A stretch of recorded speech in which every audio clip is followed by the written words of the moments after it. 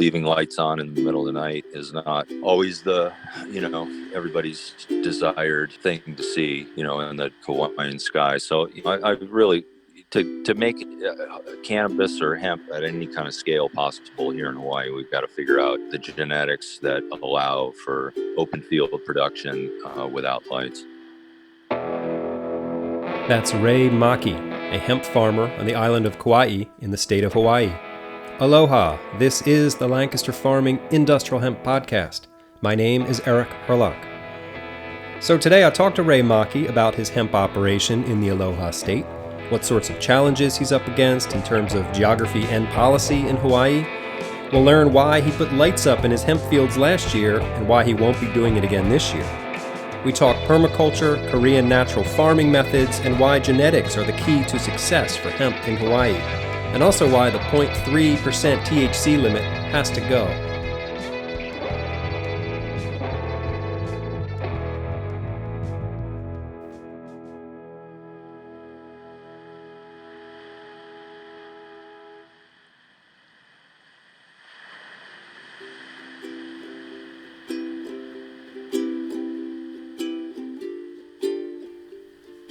Okay, so last week we talked to Reggie Weedman, who told me about his quest to find hemp genetics that would stay compliant even in Hawaii. And his quest led him all over the place, but eventually brought him to Oregon, to Davis Hemp Farm, where breeder Jeremy Klecki has been developing exactly what Reggie was looking for. So this week we're going to talk to the hemp farmer in Hawaii, Ray Maki, who is having success with these genetics from Oregon. Okay, here we go.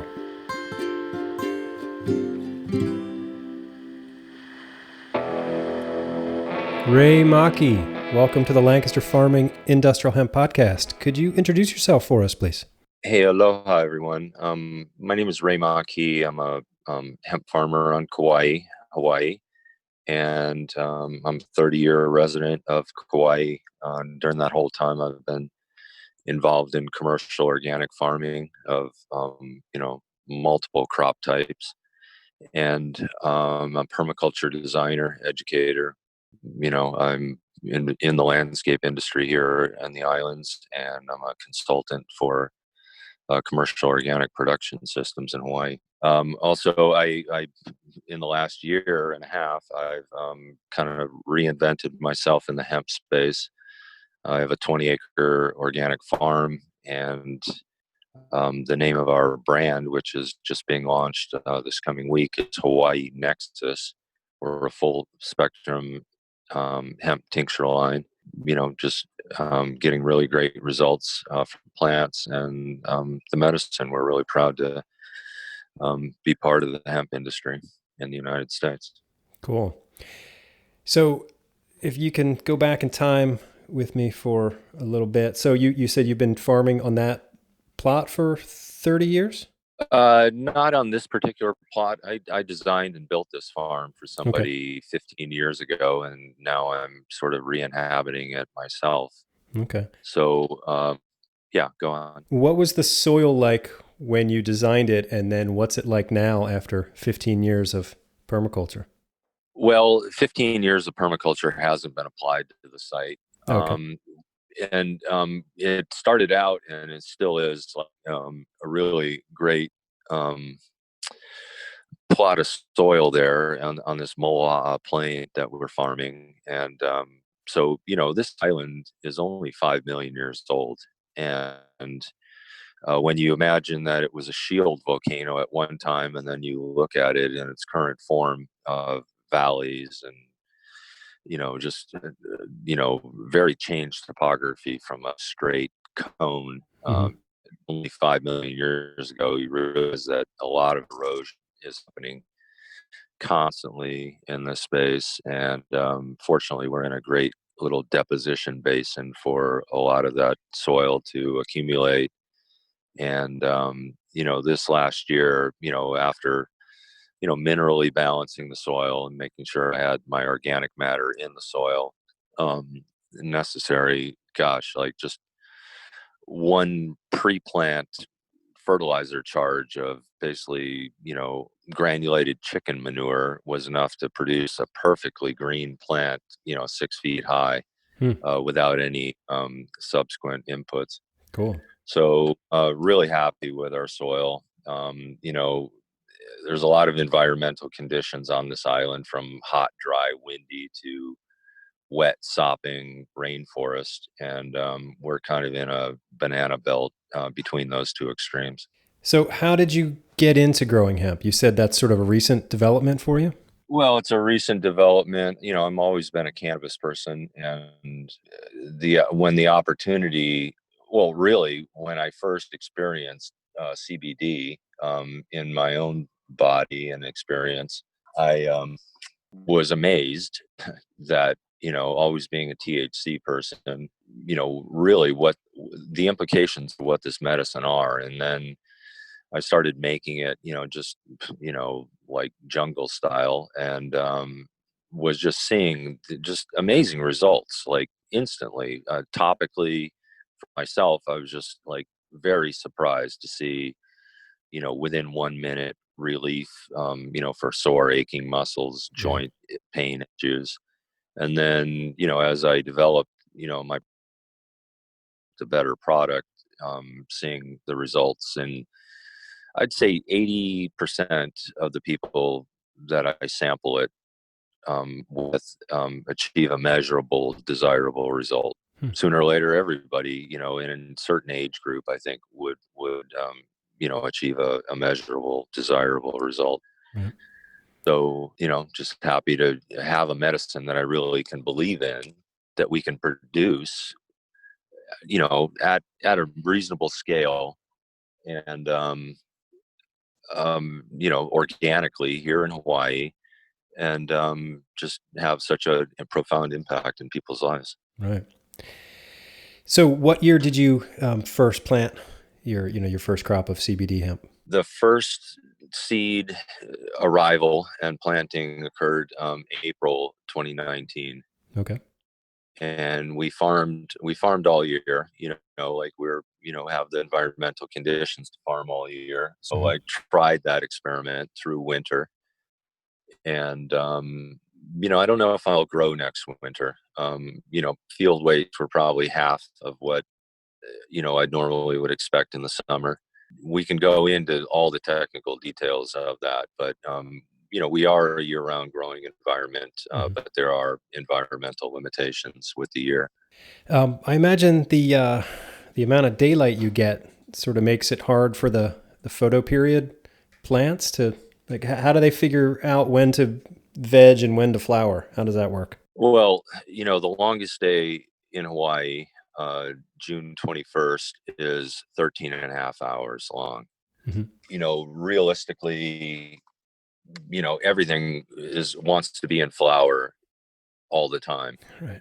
So, I do have some fields with lights in them. I was able to, achieve reasonable cost delivery of light that would is the minimal amount of light necessary to maintain the plant in vegetative form. I did that, all last year, and this summer I'm experimenting with starting the plant out in its natural life cycle. I'll definitely give a plug for Davis Farms hemp genetics, which is basically an improved feral varieties of hemp that already started out high CBD. They weren't reverse engineered marijuanas to achieve THC compliance, but started out already in a fully packed, balanced genetic package of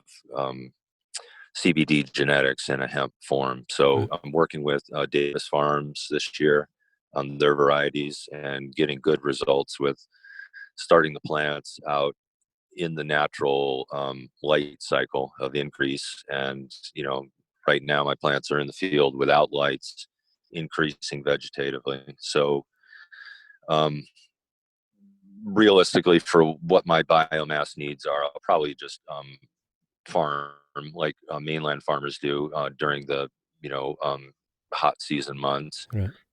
where I get the most light intensity, and then probably give it a break during the winter and doldrums of early spring. Right. What does that lighting rig look like? Like, how many lights are we talking about? Basically, I have poles in the field where I put off the shelf Home Depot LED work lights, Mm-hmm. and something that nobody ever really looks for. The literature was zero on what is everybody's like, how much light can I throw at the thing? Right. Has been, the science of marijuana and cannabis production. But here in Hawaii, the idea was, well, what is the minimum lumen intensity that I need to maintain vegetative form? So Right. basically, with whatever technology I was able to muster in the field, I figure 1 candle foot per square foot is the minimum necessary. Hmm. But leaving lights on in the middle of the night is not always the everybody's desired thing to see, Right. in the Hawaiian sky. So I really to make cannabis or hemp at any kind of scale possible here in Hawaii, we've got to figure out the genetics that allow for open field production without lights. Mm-hmm. Yeah, I was talking to Jeremy Klecki a little bit earlier from Davis Hemp, and yeah, their genetics seem pretty amazing. He's got them sort of all over the world, it sounds like. Yeah, no, I think they're at mid 5 figures acres this year. So working. Yeah. So what kind of challenges were you up against besides, the lighting? I guess I heard a report last year that, I don't know, something like 60% or even greater of the Hawaiian crops were hot and most had to be destroyed. Is that true? Yeah, I think that's a precursor look at what a lot of mainland farmers are going to be experiencing this year under total THC, measurements for compliance. Right. We started out on total THC compliance measurements. Our state jumped the gun, and on that, nobody was happy about that. We would have liked to have farmed last year under, the same playing field that mainland farmers were farming. But Sure. so, we learned a lot of those lessons early. I think it's going to be a total nightmare this year. You know, um, Testing for pre-compliance, just understanding the curve of how THCA, before anything turns into Delta 9, Right. is going to be such a limiting factor in final field weight. And so we've learned those lessons early. Is one of the primary reasons I shifted over to Davis Farm guys, because the reversed engineered marijuanas that are compliant hemp varieties are there's just no field weight for us here in Hawaii. How many growers are actively growing hemp this year? Do you have any sense of that? Yeah, I'm also president of the Hawaii Hemp Farmers Association. Oh, We okay. started November 2019, and we've been interacting really well with the legislature. We have a bill that almost didn't get heard. It was progressing nicely until COVID happened, and then was shelved. And we were able to revive it and keep our program moving forward. So literally tomorrow they'll be voting on it, and so we'll have a working program here in Hawaii. But there's about 50 licensees in the state. I think that there would certainly be more, but resource constraints within the Hawaii Department of Agriculture have limited the amount of licensees that are, active, really active farmers. Yeah. It's amazing how a Department of Agriculture can have such influence on an industry. How has your sort of work with that department been? Are they? The department itself, I have really not a lot of complaints about. I think that they've been constrained by the administration which runs them, Hmm. and so Hawaii was the first state in the country to have an experimental hemp pilot program. That happened in 1999. Wow. It took all the way until 2014 to get a pilot program going, and then that pilot program just spun in a circle for 4 years, Wow. until they finally started accepting applications in 2018 for field production. It's been extremely disappointing, leading the country in one way and then really having one of the worst programs in the country in reality on the ground right now. Our state is opting to enter the USDA program, Oh, okay. really a response to the COVID disaster and the budgetary shortfalls that resulted from it. We're on track to have a state program, but the powers that be have decided that why not let the USDA pay for it? So I think other states, Maryland chose that route. A few other states probably will, but I think that getting back to your observation, how important the Department of Agriculture is in a state is a really key thing that when you look at a state like Colorado, for example, where their Department of Agriculture is working hand in hand with the other agencies that Sure. regulate the industry to support and develop, an agricultural industry for the state, you see the result. Mm-hmm. It's like success, billions of dollars, tax revenues out the door. You know, I, I tell people it's like, hey, next time you're in Oregon or Colorado, walk into a public library or look at a secondary road and tell me what you see. Here in Hawaii, it's disappointing, the lack of creativity and willingness of the departments to stretch and coordinate their activities in creative ways. There was a time last year when your Congresswoman Tulsi Gabbard was talking a lot about hemp. Is she still on that platform? Is she helping? What's the deal Yeah, with? Tulsi Gabbard, came to national prominence during the presidential campaign this year, Mhm. and is definitely a very smart politician who understands the hemp and the cannabis space very well, and is working actively with other congressional leaders to move the hemp and cannabis program forward nationally. Right. Are you optimistic that the THC requirements, either in your state or the country as a whole, will be sort of eased over time? You think we'll get to like a 1.0? I think we will, but I don't think that that's going to happen in the current political environment. I'll I'll be honest. We need to get this president out of office and try to get back to rational agricultural policy. Just what he's done for two farmers, not just in the cannabis space, which hasn't been that detrimental at this point, but slow.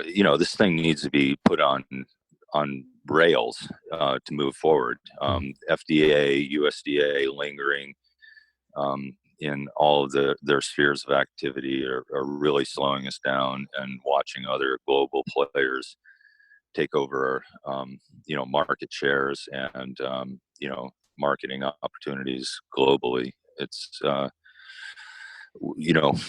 think that it will. That would be rational, but in politics, rational and science doesn't always win the day. Yeah, how about that? What are some of the bright spots that you see in the cannabis space? Nationally or here in Hawaii? Uh, However you want to take it. Well, the bright spots. I think let me preface that by talking about some of the disadvantages that we have. And I already mentioned it, total THC measurements and the disconnect between the genetics that are going to actually achieve that are going to be on full display this year nationally. I think that, businesses, farms are going to go, really have some financial problems with, the potential lack of success of their crops at any one time or other during the year. And field weights are expected to decrease as a result. And then the extra cost of like tracking, compliance testing, pre-compliance testing is going to be a major financial burden and organizational logistical nightmare. When guys with big acreage have to divide their plantings into lots that they'll be able to test reasonably, and 3 strikes you're out is going to be a big issue, I think, and that'll have to be revised. It's like there's got to be some discretion in the program for people who are actually trying. Right. And I've had a compliance test where I was off 1,000th of a point, and that must be so frustrating.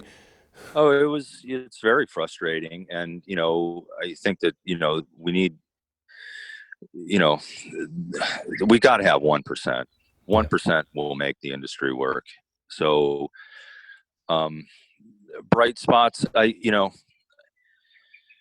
think the bright spots are going to be the continuing scientific validation that CBD and the minor cannabinoids work for a number of health issues. And every year, like the Hawaiian hemp, or the national hemp farmer, I think, is a younger age demographic. A lot of us, who grandpa didn't teach how to farm, but had to learn, by the seat of our pants over the last 30, 40 years, are finally coming into our own. The cannabis entrepreneurial crowd, just taken as a group, is younger and very dynamic American farming entrepreneurs who are really trying to bring the best business practices and quality control to their businesses and their products. Those are all bright spots. And I'm just hoping that we had a USDA and that recognize that 1% is not something I'm gaming. I'm not trying to, nobody out there is trying to game 0.25% of THC. Right. It's like, get over this thing and, put it into constraints that actually make an industry work. It's such an arbitrary division. Yeah, it's an arbitrary number. And, let me get back to the Hawaii scene. Hawaii is economically disadvantaged by distance. So every input that we have is costs more than it would on the mainland. And every, input here on the ground, labor, I've got to pay a guy $20 an hour to bend over and do anything. That's basically minimum wage in Hawaii is 20. Wow. And so, I figured out systems where I can minimize that because, my biomass needs are for my own product. I'm not really seeing any possibility that growing for anybody else as a biomass producer in Hawaii has any price point advantage that it makes it worth it for me to do. Sure. So smarter, smaller is my approach to it. But the day length is our number one environmental condition. At other times, wind is our Several times I had 6-foot plants knocked over, continuing to grow, but, half the plant is shaded and Yeah. folded and weird. The humidity, is nothing but a huge blow up for fungal issues. Post-harvest storage is like minimized here as well. I'd see bags of warehouses with 1 million pounds of biomass in Oregon just sitting in bags in a cold winter, just in a refrigerator. Right. That's not happening here. The only advantage that Hawaii has is its brand reputation. Like products that come out of Hawaii agriculturally, I would venture to say are some of the best in the world. Our ginger, turmeric. If you can get a Hawaii avocado, I would compare it to any avocado in the entire world. So food products that actually arrive from Hawaii are quality products, and so our brand is really our best opportunity to sell our products. And at the same time, there's a price point issue that we need to achieve to be on a level playing ground with other market players. Yeah. Do you see most of your market being local, or would you ship to the mainland or internationally? Well, I have a tincture product company that I'm Mm-hmm. going to try to hit every marketing route I can. Okay. I certainly have to be known in my own state from a retail perspective, but the internet is is a saturated environment too. So I'm expecting an organic growth curve to my company, and I'm not so much in the marketing space as I am in the production and systems design space for my company. So I'm sort of a 1.5 man show, and but I certainly have other employees, but really in the marketing organization, systems design space in my company, I'm kind of like a 1-man show, literally. Right. I can relate to that. This podcast is a one-man show. Right. So, Put the right guy in charge and do the work of guys. right, get it done. So I'm reading a book right now. It's called American Hemp Farmer. It's written by a guy named Doug Fine. In that book, he talks about Korean natural farming. And that's an agricultural concept that I had never encountered before. But just today, in doing a little background research on your operation, I see that you also employ those methods. Can you talk just sort of a high-level view of what Korean natural farming is? I certainly can. Doug, we know Doug really well. Doug's a Hawaii farmer and has, operations in a number of states, but, has been sat on the board of Hawaii Hemp Farmers Association. Really proud to know and watch how Doug has progressed as an activist, a global activist for the hemp space. And so getting back to Korean natural farming, I encountered Korean natural farming, I don't know, almost 10 years ago. Master Cho is the, preceptor of that system, and, kind of taken what Korean organic farming, sustainable family organic farming, like where the only inputs on your farm are what you're creating right there on the site. Right. Just logistically and economically, that was the only option. That's almost like biodynamic farming. It is, but with a little bit less of the spiritual emphasis, I think. And so what Korean natural farming does is offer the opportunity to create farm inputs on farm using mostly on farm derived ingredients. And the theory, there's two different lines of Korean natural farming. One is the aerobic approach that started with the father, Master Cho, And then his son created an anaerobic approach. So the idea is that you're creating inputs that affect each trophic layer in the soil. There's an anaerobic soil layer, there's the facultative, crossover area, and then there's the aerobic layer of the soil. So, there's solid inputs, there's liquid inputs, there's, the ability to fine tune foliar sprays at different stages of growth so that, you don't have to drive fertility into the roots and watch it make its way slowly up the stem of a tree or a plant. You can actually apply the materials, directly to it in a foliar form and not miss the fruiting stage that the plant is in. Okay. So I love the system. I know that it works.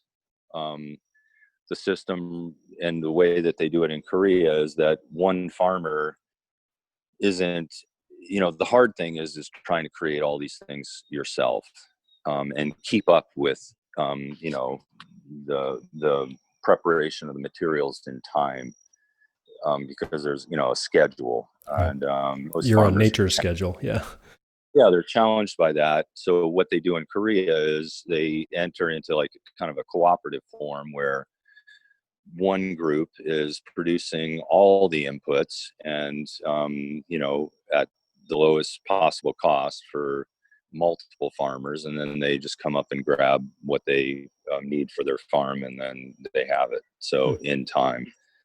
So that's a model that we have tried to apply here. The other thing to realize about Hawaii is that, we're multiple islands, all spread out.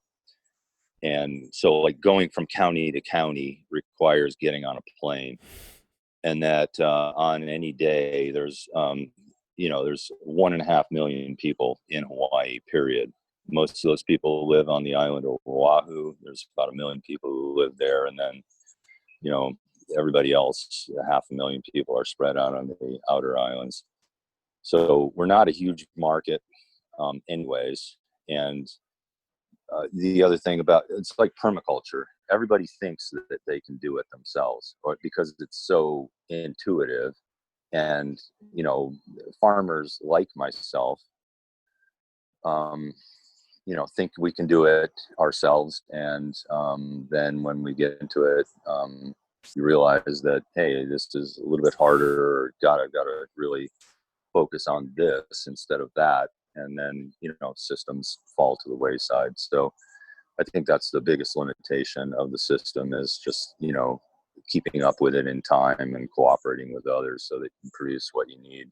So can you describe for me, sort of like take me through the farm visually? Like what does your environment look like? Well, there's mountains near me. There's ocean in the distance. We have a nice flat fields with, a deep soil, a clay soil base that, has a lot of organic matter. Our weed is this grass. It's clumping grass called guinea grass. It's the world's highest protein forage grass. And, grows massively very quick. So, if I have a pure stand of that, meaning like I don't have a lot of broadleaf in it, I'll let my fields get covered again. The seed bank definitely promotes, like after tillage, like if left to its own devices, my fields will quickly revert back to the skinny grass. If I can cut it, I'm looking at some right now that has been cut. It's about 2-3 feet high. It hasn't tasseled or anything. So as long as I can let that grow in my field without tasseling, then I don't even have to plant a cover crop. I can literally just till in my weed, okay, and maintain 2 or 3, 4% organic matter in my soil. Nice. So, but other than that, we're in a farming area here on the North Shore of Kauai, and most of the farmers around me are organic. And it's an invigorated farming community with COVID. Everybody had accounts at hotels and restaurants that are in the Right. dumper, and basically, everybody's kind of almost back to normal levels with a direct relationship with the customer in, the form of CSA. Would you have any advice for either new hemp farmers or hemp farmers in general? I do. Well, new hemp farmers, I would say get really clear about what your expectations are. There's biomass production, there's extraction. What scale can you produce at? Understand the future of like the market. Everybody 2 years ago thought that we were going to be producing distillate or crude for a market that was valuing it at a different price than it does today. Yeah. And so those dreams are over with. And then we quickly realized here in Hawaii that we just weren't going to be operating at that scale. So with all the other conditions, disadvantages that I just described, but have enough financing to operate for a year without income. There's the learning curve in this industry is huge, and every day I'm just can see so many mistakes that I've made, and how I would have done things differently. And everyone at all levels of this industry, if they're real, is seeing that as well. So can you give me an example of one of the mistakes you made and how you would do it differently this time? Well, I had a lot of different ideas of how I was going to do things in the field. And so, I experiment, weed pressures in our organic systems are, probably the biggest, farming issue I have. And so, planting in plastic, not planting in plastic, how much water goes on the plant, how much, supplemental feeding might be needed, the ability to, apply, anything, any kind of input at scale, field maintenance, concerns and issues, all got changed around. And then it was drying, or bucking, like I learned a lot of lessons in drying and bucking as well that were radically different than what I initially thought. What methods are you using for drying and bucking? Well, basically, I take the I take the plant out of the field whole. That's like lopper cuts. Mm-hmm. I harvest about an acre at a time, and I bring it over to my greenhouses, which are covered greenhouses, structures. Hang it for 4 days. And then I watched like over the entire season how quickly I lost water in that plant. So after about 3 or 4 days just hanging in most any condition, with airflow, I was able to have the plant dry enough for efficient hand bucking. Okay. And I bought a bucker. It just wasn't sufficiently powered.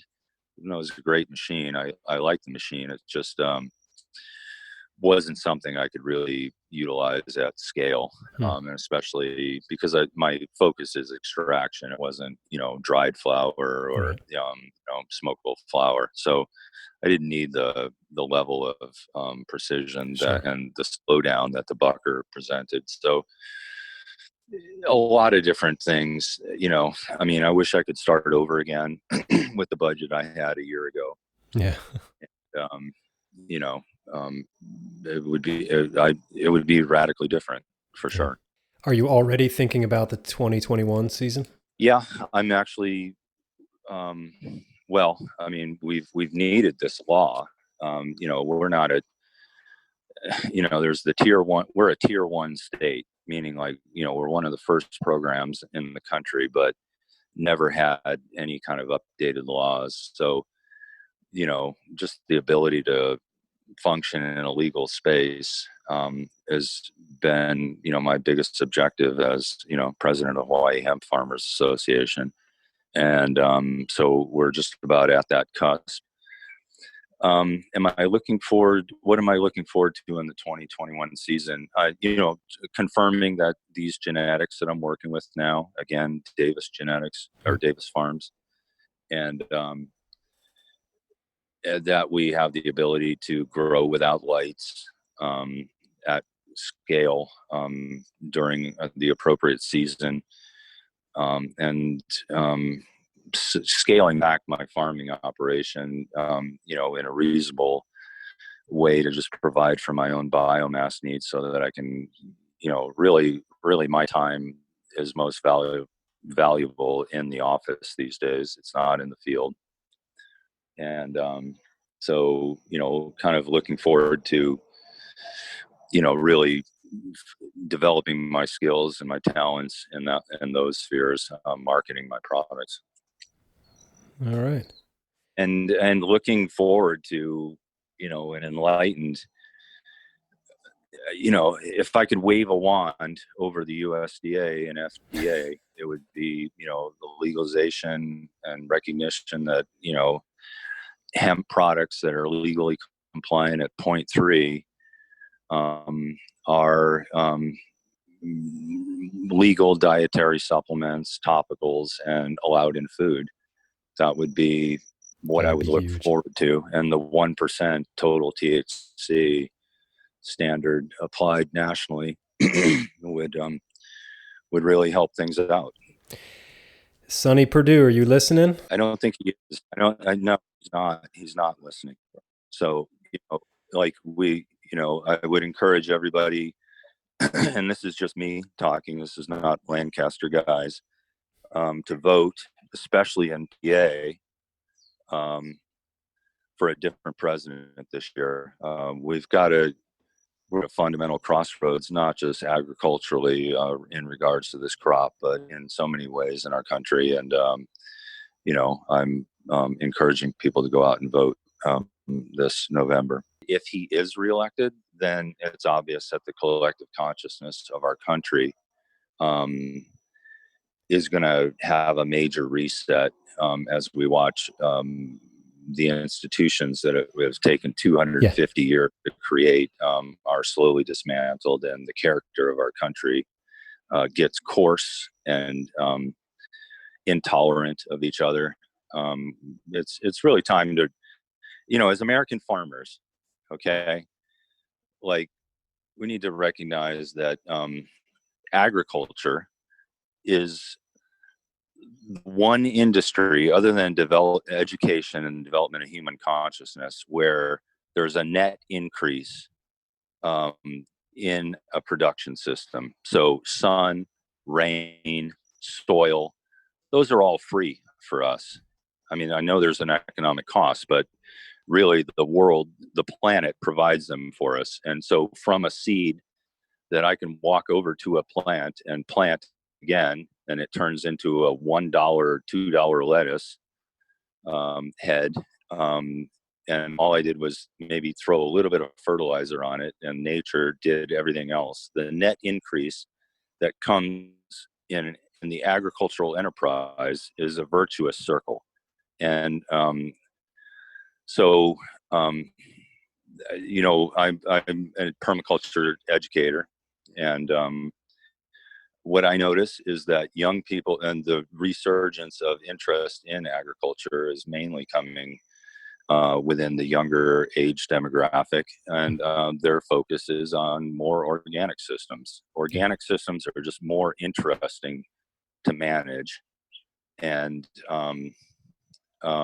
potentially can be done at a lower cost if you're willing to front load your system with the effort and the design of your production systems early in the process. So the American entrepreneurial spirit is well demonstrated in the expertise and the care and the attention that the American farmer brings to his farm, and the care and attention that he and she give to the animals, and just their willingness to work with nature to achieve their own personal financial result. So big shout out for the American farmer, whether you're organic or not organic. These are, let's not get lost in our shared identity, working within the natural space. We can all change our practices for better alternatives, but let's not lose sight of the bonds of our affection through agriculture. Amen to that. Oh, Ray Maki. Yes, brother. It's so great to talk to you. This has been an enlightening conversation, and I do appreciate your perspective. So thanks, man. It's been my pleasure, Eric, and anything I can do for you, let me know. Right on. Appreciate that. All right, brother. All right, Have thanks. a great day. Yeah, you too. Aloha. Okay, well, that's the show. Thanks for listening. And thanks to Ray for taking the time to talk to me. And thanks to Reggie Weedman for making this interview happen. You can connect with Ray at his website, permaculturekauai.com, and look for his CBD line called Hawaii Nextus.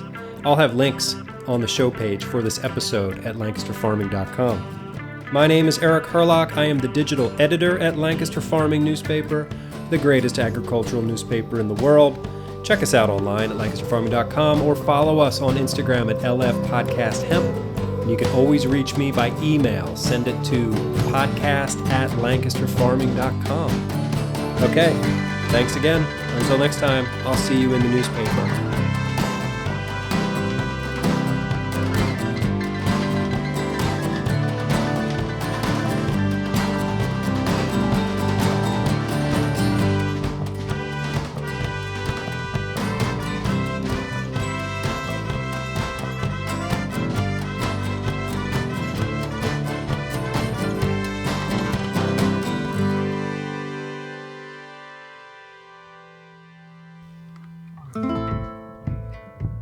Episode 92 of the Lancaster Farming Industrial Hemp Podcast is copyright 2020 by Lancaster Farming Newspaper, part of the Steinman Communications family. The show was written, recorded, edited, and produced by Eric Herlock. The music you hear throughout the show is courtesy of Tin Bird Shadow. Aloha.